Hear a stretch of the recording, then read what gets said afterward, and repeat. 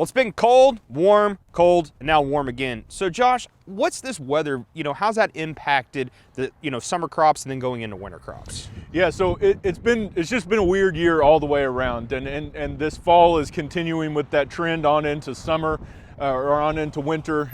We're seeing that a lot of our summer crops, which are typically harvested much earlier in the year to allow enough adequate time to maybe get in a canola crop, get in a wheat crop, or maybe go into a cover crop system, usually has adequate time. This year, because we have been so delayed, we're very much delayed in getting a lot of our winter crops in, getting a lot of our wintertime covers in, and so we see that not only potentially is some of our yield being affected from our summer crop, but potentially some of our growth of our winter crops are being highly affected as well. What about the fluctuation in temperature for those winter crops that are actually in the ground? Is there any kind of impact for those crops?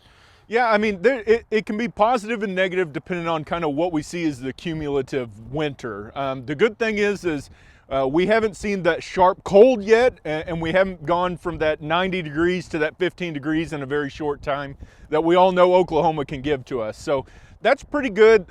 These subsequent warm days still give us this time for maybe some of our wheat crop, our canola crop, and some of those covers to continue to get a little bit growth to fully go into that winter mode before they kind of get hardened off and kind of go in. And when we talk more about our cover crop system, this is a real big thing because we are wanting a lot of growth to our covers. That's the point of having a cover crop out onto your system.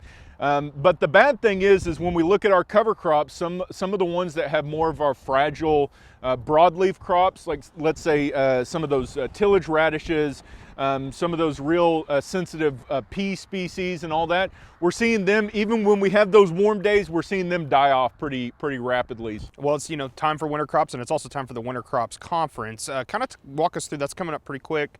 Walk us through what producers can expect this year at the conference. Yeah, so our Winter Crops Conference is that which we have in Stillwater every year, and it's going to be on the 17th and 18th of December this year.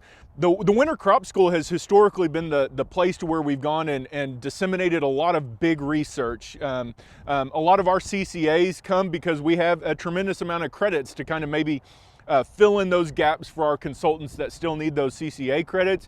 This year we're offering 11 and a half of those CCA credits and 3 of the ODAF CEUs. So if growers, consultants, or industry are kind of looking for those last little credits to fill in the gap, we are going to have quite a bit available to them.